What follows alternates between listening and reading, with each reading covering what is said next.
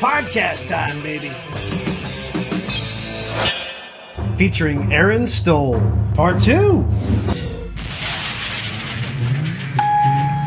Ladies and gentlemen, if I could have your attention, please, on behalf of the flight crew, this is Michael Midnight, your captain speaking.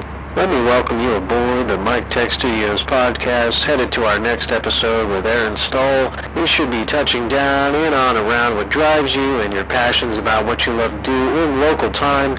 And that's, of course, depending on this oncoming headwind approaching, and that's assuming I decide to actually land at our destination. I've been meaning to take a vacation in Hawaii. It's just looking pretty damn good right now.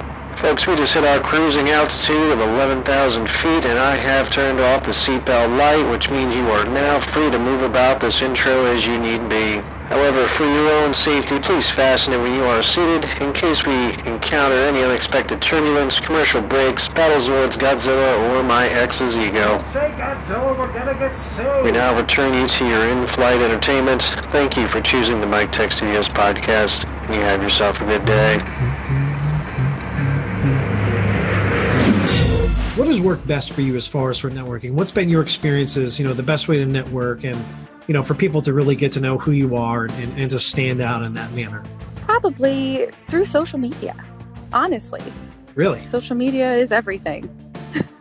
What would really stand out in your mind, when you did see this type of activity for a potential, employee or this candidate trying to get your attention? What would work for you? That's a really good question. That's when you have to think about it. That's when somebody says, this is a really good question you got. That is, yeah. If I was a candidate and you were an owner and you were looking to have somebody stand out, let's say, obviously you do IT. So let's say you want somebody, you obviously want people that are not just necessarily good at what they do, but you want them to be a good fit. Someone that actually shows genuine interest in my company, that not only sends a connection request to me, but someone that actually takes the time to craft a message that actually would hit on the company culture and that they are truly interested. Interesting. Now, would you take somebody seriously who maybe went through your website and spell checked something, pointed out a couple of things that could be done better, or maybe made a suggestion in a cover letter or an intro conversation? Or do you think that maybe might not be a good idea? That would be a terrible idea. And why would you say that? If the candidate messaged me with corrections on my website. That would upset you as an employer? Absolutely. I didn't know that. I've actually gotten interviews that way, believe it or not. So that's why I was Really? asking. Oh. Yes. Well, I guess I could say it depends. It depends on the client. Yeah. I mean, it depends on the industry as well. Like I said, for my background, doing design work and marketing and things like that, it is about attention to detail. So if I'm looking at somebody's website or they just posted a couple of articles and very obvious errors, I'm not sure if the owner of the company or the hiring manager has checked or knows about this. So I have, again, this is just on the consultant side of me, thinking, is I look at it and then I say to them, hey, listen, I've noticed this. This is what I do. Based on my experience, you might want to take a look at X, Y, and Z. And just having that conversation, maybe not initially reaching out to them and saying, cold, like a cold message on LinkedIn and saying, hey, yeah, your website sucks. Fix this. Love me. Like, I wouldn't do that. But I think that there would be a time and place to be able to mention those types of things, especially in an interview and things like that. Absolutely. I think right off the bat, no. That would probably put a bad taste in the employer's mouth. But if you had already established some sort of relationship or in an interview, I think that would be okay. That makes sense. That's fair enough. I like to sometimes play both sides of the table. You know what I mean? Just to make yes. sure.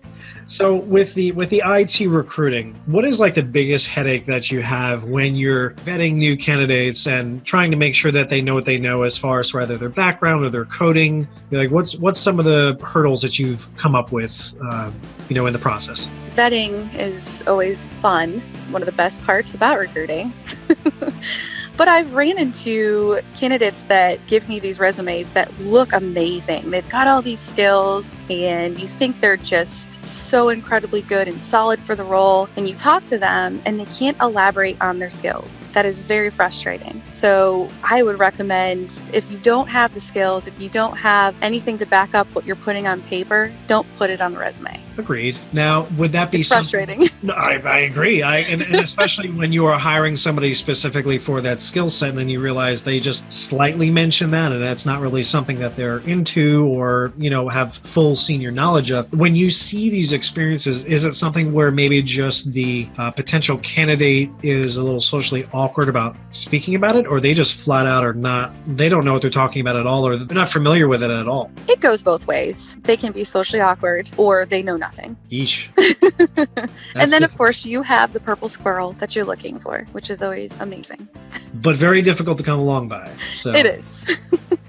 With all the craziness that's been going on with the country recently, if there was somebody from the recent generation who wasn't born here, but, they saw what you did, they looked up to you, they really respected you, effectively were just inspired by what you do, and they were listening right now, what would be something you would tell them? Don't give up and trust. If you find a recruiter that you can absolutely trust, I would work with them, because 9 times out of 10, they are there to help you. Awesome. I like that. Inspiring and short. So I like to wrap up the podcast episodes usually with what I like to call the story time aspect of it, where we give one horror story. So this would be a horror story experience that you have had as a recruiter based on like a candidate or something like that. And then following it up, ending with like a good note and a good story that you've had placing somebody, or, whatever experience that you've had. Horror story. Wow. A few horror stories, but I can think of one that just happened. I found what I thought was the perfect candidate, called the person, one-word answers. To me, that's a horror story. If you can't get the information out of the candidate, and he sounded like he was half of a bottle in, maybe more, and literally gave me one-word answers. I could not get him to talk. And I even asked, I can call back at a later time if that's okay. Still wanted to talk, but gave me one-word answers. Wow. It was awful. It was absolutely terrible. And it was uncomfortable too. And this was like an IT programmer? Yes. Yes. Maybe he's just not used to talking to women. I don't know. Am I intimidating? I don't feel like I sound intimidating. Not to me, but you're talking to the wrong person. I run a podcast, so I talk to people. This is true. I'm just trying to give this guy the benefit of a doubt, I guess. I don't know. I mean, that's just, I've never given anybody a one-word answer in my life. Yeah, that does suck. That would be a nightmare. Not in the way that, other people would normally think of it, but I agree with that. So I couldn't get him off the phone. That's just so strange, though. It was very strange. Why would you make a phone call and then not talk? I hate when people do that anyway. So that's not even recruiting related. My mother used to do that to me all the time. When we first got phones, I'd call her. She wouldn't answer the phone, and she'd text me what after I called her. And it's like, if you would have picked up the phone, you would have known what I wanted, Mom. That's the whole point of the phone call. I can't, so it's just, some people just, phones are not their thing, I guess. What can I say? Agreed. So, yeah, well, I like that. That's a short and sweet horror story to the point. What about something cool? What about something uplifting, or a candidate that really, ended on a good note? There are a handful of candidates that have stuck by my side. I've not been able to place them at various jobs for various reasons. A lot of them, something fell through with the company or the position, but they've stuck by my side and they trust me. They're willing to work with me. And there's a handful of those, and I really sincerely appreciate them. You just haven't really been successful in placing them, but you would recommend them to other people if possible, and really just keep them in your inner network as like first recommendations?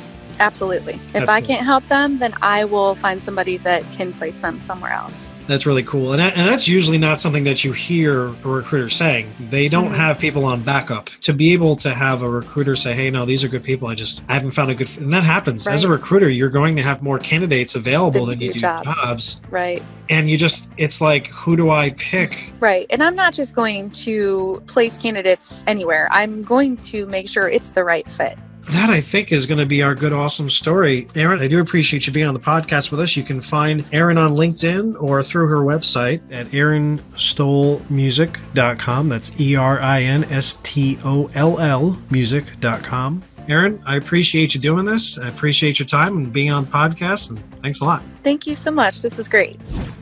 Bonus. Anyone who is listening to the podcast and is interested or in need of a position or IT help or placement that Erin is available for with iFuse Solutions, we've actually set up a special raffle of sorts for listeners of the podcast. So here's how it works. You connect with Erin on LinkedIn, letting her know that you've heard our podcast together. Also, look for Mike Tech Studios on Facebook, Twitter, Instagram, or YouTube. If you haven't subscribed or followed or shared our content recently, feel free to do that too. using the hashtag #TheSingingRecruiter. Send us at Mike Tech Studios a screenshot of this podcast and your horror or success story with a recruiter. You'll be entered into a drawing to win a great prize directly from Erin. 2 random winners will receive her latest album as a download code from iTunes. 2 random winners will receive an autograph signed by Erin herself, along with a download code for 1 song off of her latest album. And an even luckier winner, as a grand prize of sorts, will get both an autograph as well as Erin's latest album, Unfinished.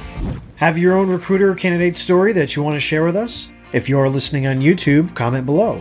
If you're listening on iTunes, Google Play, SoundCloud, or your podcast app of choice, feel free to email your experience to go@miketech.tv. You can also find our full conversation of this episode on YouTube at youtube.com/Mike Tech Studios. That's MIKTEK Studios. Thanks for checking out this episode, and feel free to like, subscribe, and share our content. Thanks for tuning in, guys. This is Michael Midnight signing off.